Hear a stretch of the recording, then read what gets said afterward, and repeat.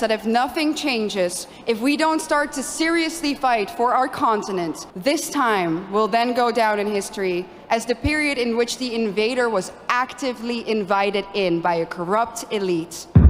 Welcome back to Moose on the Loose. My name's David, and today's top stories.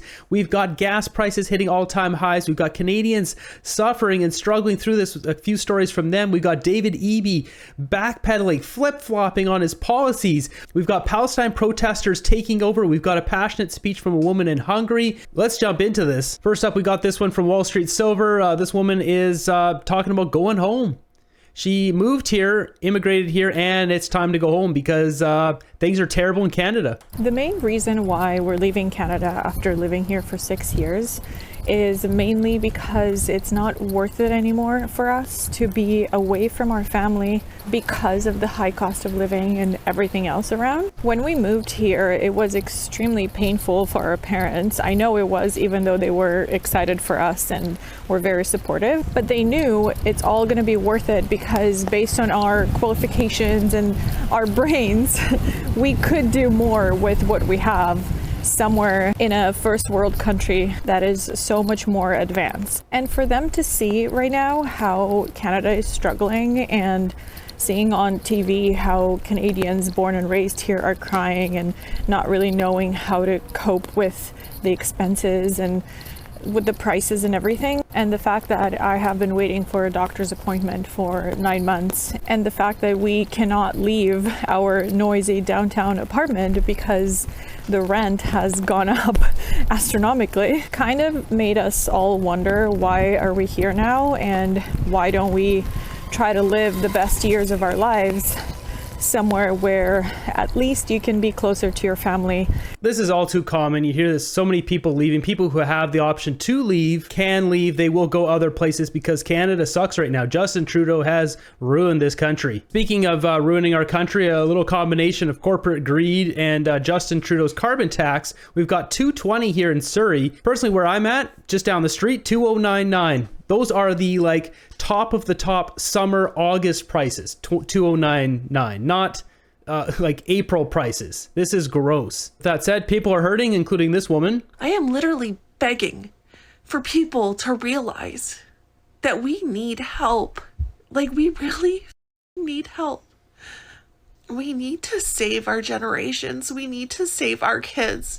We need to stand up for what's right. I don't care if you sit there and judge people who are standing on the sidelines right now, that are sitting there saying that the carbon tax is hurting them. And you're sitting there going, oh, well, you know what? They look like hillbillies. No, you know what? Everybody is hurting right now. It is really sad to see people struggling. You see these stories every day. People are they're struggling to make it. Look in the comments here. Canadians must stand up and reclaim their country. Increases by 200%, drop them by 30%, take credit. Yeah, that's about it. Next up, we got a clip here of David Eby. So I'm going to be using some selective wording here. Anytime you hear this word or I want to say that word, I will use the word bad times. Now that David Eby and Bonnie Henry want to backpedal on their safe supply and decriminalization of a small amount of bad times use project, this is a direct result of tanking polls for the NDP. Now that open bad times use is happening in businesses and hospitals, ODs as record numbers. This is right. If we look at the polling numbers, David Eby is now being passed by the Conservatives. You can see it right here. New poll shows BC Conservative 38.9, BC NDP 36. They're tanking. The NDP are tanking in BC now. It's a beautiful thing. The fact that David Eby thought it was totally fine to have the people bring their bad times into hospitals right next to nurses. People, who have to feed their nursing their children. It affects their milk if they breathe in the bad times air. That's no problem. Yeah, we have got no problem with that. That's totally fine, right, David Eby? Well, now that the numbers are tanking, time for a flip-flop. No, you're out of power, dude. Remove that stigma and to make sure that people have an opportunity to move forward and rebuild their lives. But that compassion, that concern for people who are struggling does not mean that anything goes. We still have expectations around safety, public spaces, in the coffee shop, on the bus, in the park, on the beach, in spaces where where people gather to celebrate, in businesses where small business owners are trying to earn a living. The drugs that we're seeing in our communities are more dangerous and more deadly than ever before. Yeah, no kidding. We'll have transitioned from injecting drugs to inhaling drugs. Yeah. The impacts are very real on communities. Illicit drugs and hard drugs should not be used where kids are playing, where patients are recovering, where community life is lived. Just imagine he's having to announce that bad times can't be around kids' playgrounds. Maybe this is common sense. It's absolutely time to vote this guy out of power. Like, the fact that it's allowed in hospitals, playgrounds, near restaurants, near people's place of business, this is just deplorable, man. It's only now we get a completely defeated looking David Eby who's backpedaling. Let's see what the people had to say. If you lit a cigarette in any one of these places, you'd probably get confrontation and arrested. Smoke the bad times, no problem. Re-elect them and watch them reverse again and go full throttle on it. Yeah, that's basically what'll happen. We need to get these guys out of power. Can't wait till they're gone. October 19th, 2024. That's when the election is for BC here. This is the best comment. Imagine that. Eby wants to make illegal bad times illegal again. You can't make this stuff up. Yeah. What kind of world are we living in where these lunatics are thinking this stuff was okay? Next up, we got a clip here with some weird SpongeBob copyright music, so we won't be playing Every image from Toronto, as you can hear. So we'll just let that play. But it says, 1,000 people showed up for job fair in Toronto Beach Club, a Mediterranean seafood restaurant. 1,000 people. 300 people submitted dishwasher resumes. The restaurant wasn't even hiring for that position. But Canada needs mass immigration because of labor shortage. Yeah, this is not a good situation here in Canada. Look at this. Like, what is going on here? We got to clean this up. There's too many people. Like, I hope a bunch of these people realize that this is a disaster here and just go home, because we don't have the houses for people. This is breaking our system, and the government is intentionally forcing this upon us because of their master Klaus Schwab or whoever. Next up, we got this speech here from Eva Vanderbroek. Here it is, the full speech I gave at the Cpac Hungary that the establishment is losing its absolute mind about. I spoke the forbidden truth. The great replacement is no longer a theory, it's reality. White Europeans are being replaced in their own countries at an ever accelerating rate, and it will mean the end of our civilization if we don't turn things around. This is a touchy subject here in Canada. Like, we're all immigrants. We all came from Europe or wherever, other countries. It's the kind of thing where you get cultures coming in and trying to wipe out Canadian culture and take over Canadian culture. It's like, no, that's not how it works. We have our own culture here and you have to join it. You can still keep your culture, but you have to be a part of Canada. If you want to be here, that's what this country is. This is not trying to make this Palestine 2.0. You'll see going on, there's a bunch of Palestine protesting that's going crazy across multiple different countries, and there's people fighting back. So let's jump into this first. Have we given up? Do we really accept the new reality that our globalist leaders have in mind for us? I know one thing for sure, and that is that if nothing changes, if we don't start to seriously fight for our continent, for our religion, for our people, our countries, then this time that we live in will go down in history as the time in which Western nations no longer had to get invaded by hostile armies in order to be conquered. This time will then go down in history as the period in which the invader was actively invited in by a corrupt elite. And not only did this corrupt elite invite the enemy in, they made the native population pay for it too. Everyone who has eyes can see it. The native, white, Christian, European population is being replaced at an ever-accelerating rate. Let me back this up for you with some statistics from my home country. Let's take Amsterdam, the capital. Amsterdam currently consists of 56% migrants. The Hague, 58% migrants. Rotterdam, almost 60% migrants. And of course, most of these immigrants come from non-Christian, non-Western, African and Middle Eastern countries. Conclusion, The Dutch population is already outnumbered in the majority of our cities. But let's look onwards. London, 54% migrants. Again, conclusion, native population outnumbered. Brussels, color me shocked, 70% migrants. Conclusion, native population majorly outnumbered. And other Europeans will, of course, follow suit soon if they haven't already. So I'm going to draw the forbidden conclusion here. The Great Replacement theory is no longer a theory. It's reality. And what's interesting about replacement is that the establishment will either deny its existence, or when they admit to it, they say that it's a good thing that the native European population is soon no longer a majority on its own continent. Dutch national disgrace and dubbed climate pope Frans Timmermans already stated in 2015 that diversity is humanity's destiny and that Europe will be diverse. And of course, by now, I think we all know what they mean with the word diversity. It means less white people, less of you. Imagine this in an Asian or an African country. Imagine their leaders rejoicing in the fact that their people will soon no longer be a majority in their own country. Absolutely unthinkable, unimaginable. So what in the world is wrong with our leaders?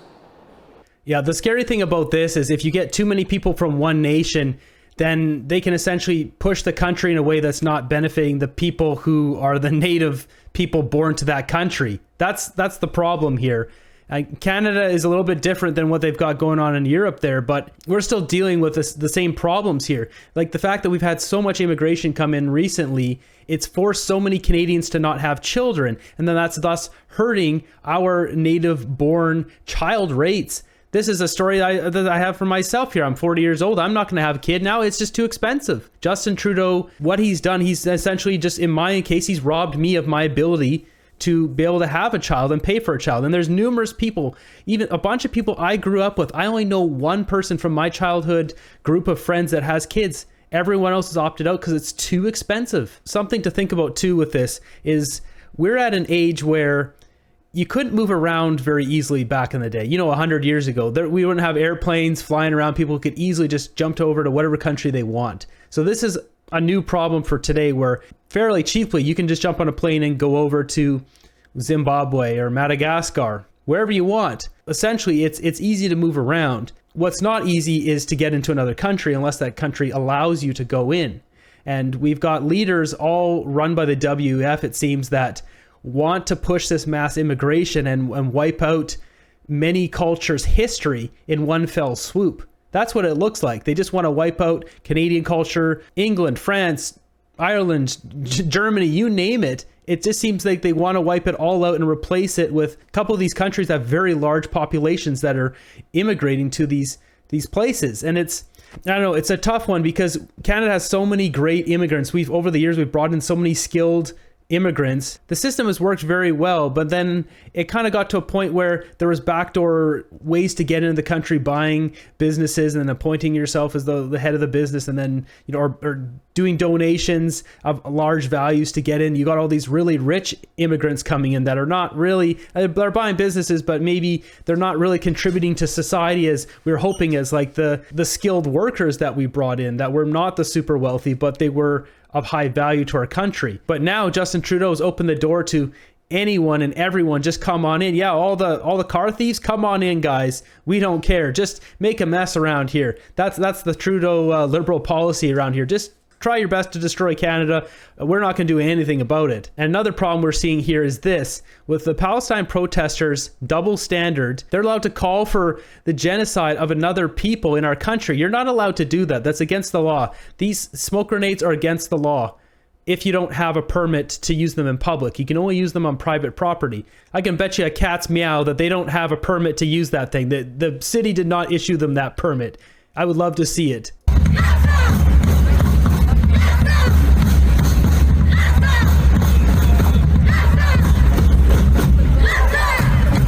this protesting in our streets doesn't do anything for your country.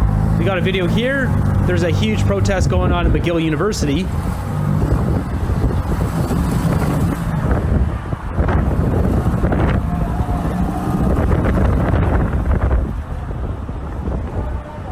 We got a clip here from Rebel News. A bunch of pro-Hamas supporters stormed into the lobby of the Fashion Institute of Technology.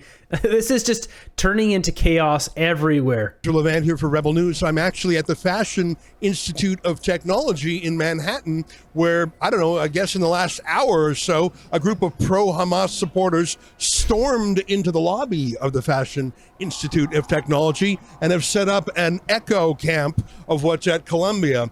The anti-Semites therein want the university or the institute to cut all ties with Israel, and they put Israel in quotation marks. I spoke to some of the kids outside who really didn't have a clue what was going on.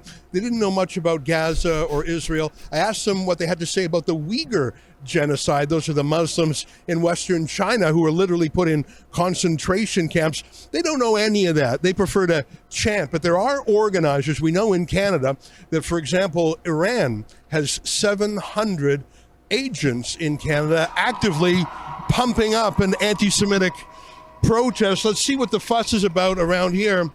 Many of the people protesting are not students. Not surprisingly, they wear masks. I think the funniest moment of the day, and I've only been here for about an hour, is seeing people with flags that aren't even the Palestinian flags. What country's flag is this? What flag is this? Palestine. Is this a Palestine flag? Yeah. No, it's not. Are you sure? Hi. Do you know what flag this is? I'm not sure, but it's not the Palestine flag. Yeah. She says it's not the Palestine flag. Did you just pick it up or did someone give it to you? It was given to me. So that's a Pan-African flag. That was a flag that was developed as support for black people in America. That is hilarious. She doesn't even know what she's holding. These are just thrill hunters. These are just people moving with the pack. So that just gives you a bit of sense what's going on there. This is in New York that this happened. Cat Canada posted this clip. This just gets ridiculous. You're just a white person. You're a white person. We don't like white people. Free Palestine! Look, what country are you in, man? Not racist at all, yeah. This one posted by Brian Lilly. All these people are protesting on the Justin Trudeau's justice minister, says here, Arif Virani, at his door, like at his property. Come on, Arif, our lawyer-in-chief, Martin Barlow. Stop the sale, come on, Arif. Sanction apartheid, Israel, come on, Arif. I'm always shocked the amount of time that Palestine protesters have to protest. The rest of us are working and paying taxes. I don't know how you guys do it. Now, a place on earth where people don't like the Palestine protesters is Ireland. The Irish have taken back and fought back for their country here. You'll never beat the Irish. To all you demons and simpletons in suits who thought it would be a great idea to pick a fight with the Irish and put our innocent children's lives, futures, and freedoms in the gravest danger, you have no idea what you have awakened.